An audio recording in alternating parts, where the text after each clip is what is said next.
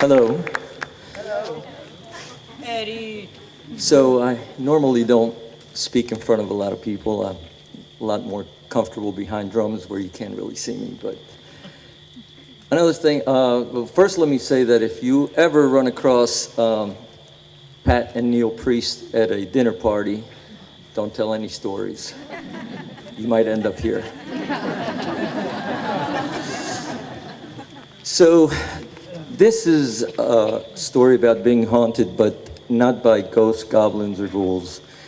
It's about being haunted by my own mind. I lived in the Middle East when I was a little kid for 3 years, Israel to be exact. And I was going to school, and one day in school, I was listening to some friends of mine, little boys that were just in lunchtime at the courtyard talking. And they were talking about Arabs. And how nasty they are, how mean they are, what terrible people they are. I didn't know what an Arab was. I never met an Arab. I mean, I heard about Arabs, maybe seen one or two on TV, and all I knew was people with beards and a turban, and that's all I knew about Arabs. Didn't really give it much thought. So I asked the little boys, "Why do you hate Arabs so much?" They said, "Oh, they're terrible. They're killers. They're murderers." I said, "Well, why do you say that?" He said, "Oh," one of the little boys said, "Well, you know, you got to be real careful. Whenever you're walking down the street or anywhere you go, you have to be real careful and just constantly look behind your back because one of them, they've got these long, big knives and they might just come up behind you and stab you." And I was just shocked. "You're kidding? People really do that?" Another little boy said, "Well, not only that, but you really, when you're at home, you got to make sure your doors are locked, your windows are locked, because, you know, they could come in the middle of the night, sneak into your house. They'll come up to you with that big knife and they'll slit your throat." At this point, I was just beyond myself. I couldn't believe that I had to watch out for people like that. It never occurred to me. So that afternoon, I ran home the whole time looking behind my back in case there was an Arab, you know. Might try to kill me. And got home, hurried up, got home, closed the door. Didn't say anything to anybody. That night, and for the next 2 nights after that, I had horrible nightmares. Waking up, crying in the middle of the night. My mom and dad would come into the room. "What's wrong? What's wrong?" And I told them about the Arabs. They said, "Don't be ridiculous. That's not true. Arabs are not like that." And they would just console me till I went to sleep. Then they'd go back to their room. This happened, like I said, for 3 nights. The third night was the worst. In my room, at the corner of my room, there was a chair with some clothes, a blanket, maybe a pillow draped over it. I don't know, but it was a moonlit night. The light was shining through the bedroom window, right onto the chair, and it cast a silhouette on my wall, which to me looked like an Arab with a big knife trying to come and slit my throat. I screamed bloody murder. I mean, louder. I've never been so afraid in my life, even to this day. My mom and dad quickly ran in the room. "What's wrong? What's wrong?" I started screaming. There's an Arab in there. There's an Arab in the corner trying to kill me. There's an Arab trying to kill me." My mom turned the light on. They looked over there. My dad said, "It's just a chair with blankets." I was just so scared. I said, No, I know it's an Arab." My dad said, "Look, this is it. Tomorrow, we're going to Netanya." Netanya was a little town about 10 miles from where we were living out there. And he said, "We're going to Netanya. We're going to go visit the Arab neighborhood. We're going to the Arab market." I begged him, "Please, no. What are you going to do? You're trying to kill us." He said, "Look, I've never put you in danger. I never will.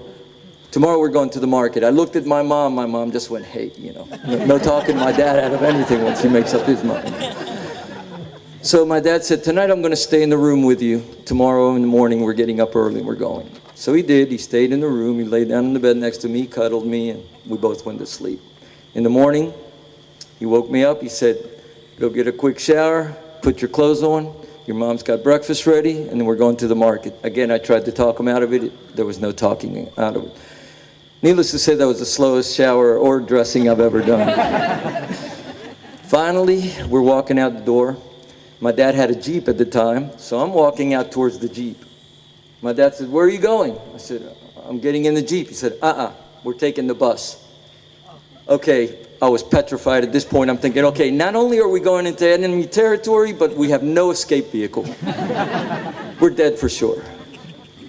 So anyway, there we were waiting on the bus. The bus comes. We sit on the bus. My dad said, you know, son, people are not like what they're telling you they are. He says, the only thing people want to do is live, let live. They want to be loved. They want to love. They want to have fun with their friends and their family. That's all people want to do, and work hard and make a living. He said, nobody's trying to hurt you. Nobody's trying to do anything. But all I could think of is, you know, he doesn't know. He just doesn't know. Anyway, we get to the market. We get out. It's about a block walk. And we get there, and it was amazing. It was just, there were colors everywhere. There were musicians sitting on the sidewalk playing music instruments that I've never seen before, music I'd never heard before. It was beautiful. Beautiful colored tapestries everywhere, just amazing. And we're walking through the market, and there's vendors of all kinds selling all kinds of little things. And there's this one lady, little old lady, I remember, she was baking these cookies and pastries and just having a good old time and just laughing and chatting. And next to her was this other man who was carving, he was whittling these wooden toys, animals primarily, cats and dogs and horses and monkeys and just giraffes and all kinds of animals. Really incredible, beautiful things. And then I looked, and there was these little boys, and they're playing hopscotch. And I was amazed because, you know, we played hopscotch. Who taught these kids how to play hopscotch? You know, well, my friends and I play hopscotch. This is crazy. And they're playing, and we're having a good time. When at this point, I'm getting a little more relaxed. And we walk up to the man who's whittling the toys. My dad and I were very interested. It was beautiful work. And my dad starts telling this man that the reason why we're there. He tells him, I wanted to bring my son because he thinks that Arabs are going to kill him. That's just what I needed to hear, right? I'm sitting there going, okay, well, this is definitely a death certificate right here. You know? And this man starts laughing so hard, and my dad's going, yeah, can you believe it? He's telling him, yeah, come in with a big knife and they're going to stab him. You know? And the guy's cracking up, and he turns over to the lady that's next to him that's doing the baking, the cookies and all. Hey, come here, you got to hear this. So, oh my God. Okay. So he's telling her, and she starts laughing. Nobody's going to kill you, don't worry, all this.